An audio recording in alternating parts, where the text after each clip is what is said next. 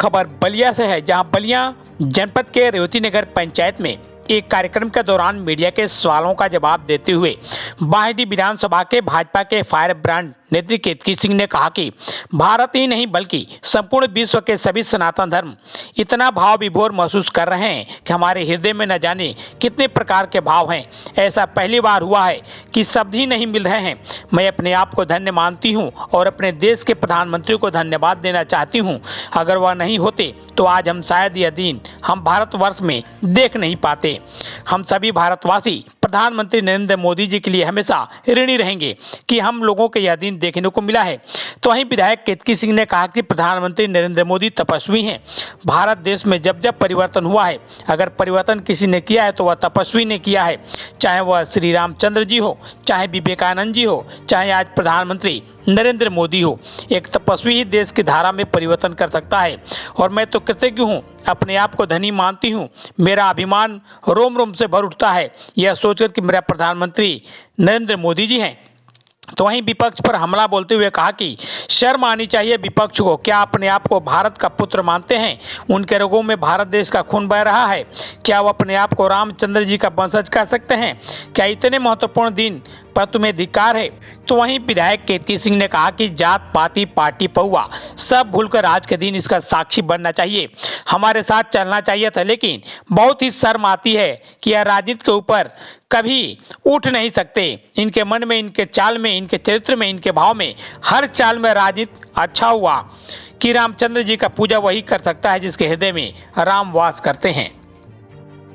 देखिए, प्रधानमंत्री भी बोल रहे थे, मुख्यमंत्री जी भी बोल रहे थे, सब बोल रहे थे, पर सबके मन में भाव इतने थे कि सबने यह बात कही कि शब्द नहीं मिल रहे कि किन शब्दों से हम इसका उद्गार कर सकते। और मोदी जी अपने आप में, मैं तो सोचती थी, हमेशा हम लोग अपने भाषणों में कहते थे महापुरुष हैं, ज्ञानी हैं, परंतु आज मैंने यह अपने हृदय से अनुभव किया कि वह तपस्वी है। और भारत देश में जब जब भी परिवर्तन हुआ है, वह परिवर्तन किसी तपस्वी ने ही किया है। चाहे वह स्वयं रामचंद्र जी हो, चाहे स्वामी विवेकानंद हो, और चाहे आज नरेंद्र मोदी हो। एक तपस्वी ही भारत देश की धरा में परिवर्तन कर सकता है। और मैं तो कृतज्ञ हूँ, अपने आप को धनी मानती हूँ।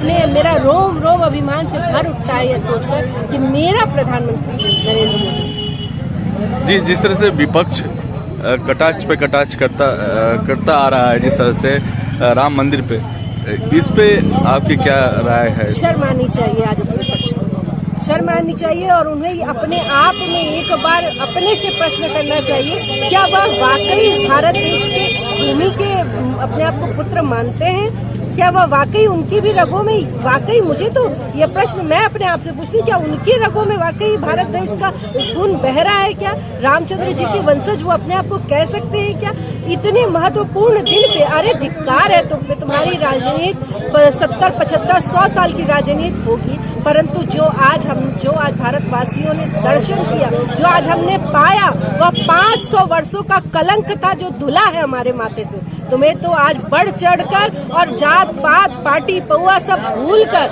और आज के दिन में इसका साक्षी बनना चाहिए था, हमारे साथ चलना चाहिए था। पर बहुत मुझे शर्म आती है कि यह राजनीति से ऊपर कभी उठ ही नहीं सकते। इनके मन में, इनके भाव में, इनके चरित्र में, इनके चाल में, हर चीज में राजनीति। और अच्छा हुआ, कहा जाता है ना कि रामचंद्र की भी पूजा वही कर सकता है जिसके हृदय में राम वास करता हो। तो जिनके हृदय में ही राम नहीं है तो कहाँ से आ पाएंगे? उनका तो